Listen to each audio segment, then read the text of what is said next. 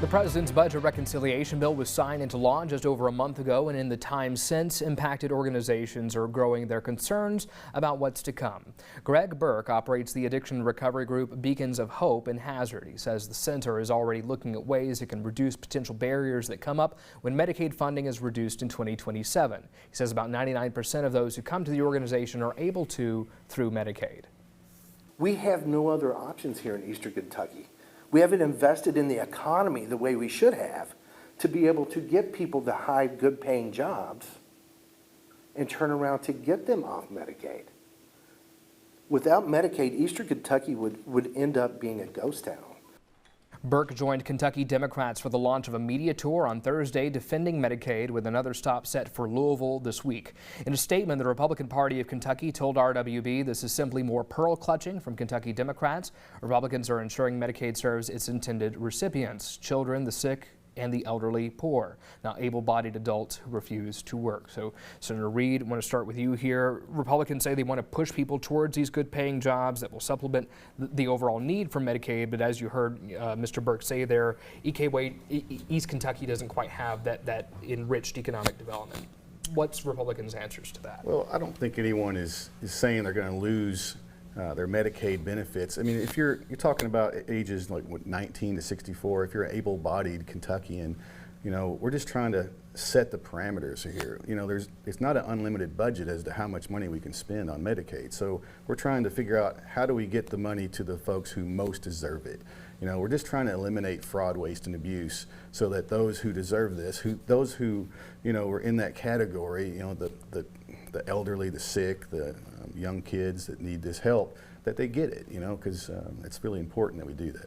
Senator Thomas, any reaction you have to the Republican statement there? You know, Democrats are talking about something that is to come, that's not fully taken effect yet. So what is it that makes you know there will be consequences?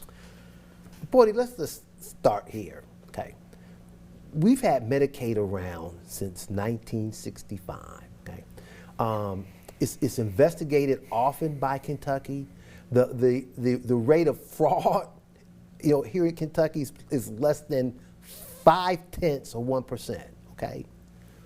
What this bill does, and is going to do, is that of the 1.5 million Kentuckians that are already on Medicaid, over half of them, Bodie, are going to lose it.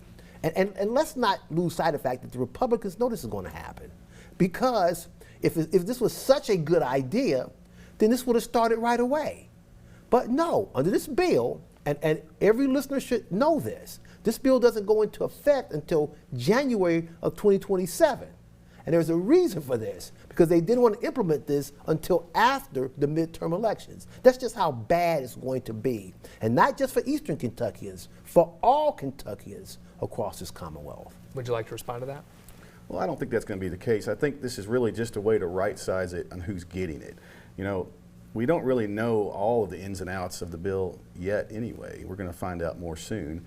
But until then, I mean, I think we've got the MOAB, you know, the Medicaid accountability, was it Medicaid Oversight Accountability? Board, yeah, so that just started, you know, with, was it House Bill 695, I believe? That's correct. And, you know, that's basically to get out and do the actual analysis of the data that's out there so that we can pre-plan for this and there's no, you know, no one left out in the cold, so to speak. Well, since there's a lot more that we're watching in the future, what would be the indicator that either of y'all are watching for that of these Medicaid changes, when they do take effect, good or bad? What is it going to be watching for that tells you, hey, this is the indicator, this is the canary in the coal mine, so to speak, that we need to take further action here? I was going to tell you, Bodie, is that by the end of 2027, when you see, you know, our already poor healthcare statistics get even worse, that's when you know that what I'm telling you today and what Democrats are going to say in this tour is going to come to light. Senator Reed? Well, you know, I'm pretty hopeful that it's going to work out well. You know, I trust that what President Trump has put forth in this bill and what the Republicans have put forth is going to be it's going to be successful. Everybody's going to be pretty happy with what happens. 30 seconds here, Senator Thomas. This question just for you. Why Medicaid? Why do you think this is going to be the winning issue here for Democrats to take on the road? Well, I don't think it's the only winning issue. I think there are a lot of winning issues, but this is a winning issue because it impacts so many Kentuckians. About 20% of the Kentuckians are going to be impacted by this bill, are going to lose their health care. And so what does that mean? That means they won't have, the only health care they're going to be able to receive is through emergency rooms. If clinics are not there to open, if we're going to lose our rural hospitals in counties like Grayson County, in counties like McCracken County, in counties like Anderson County, if those rural hospitals who depend upon Medicare, for their revenue, if they close, it's going to be a sad state here in Kentucky. All right. Thank you both for your insight. We'll be right back. You're watching Red, White, and Bluegrass.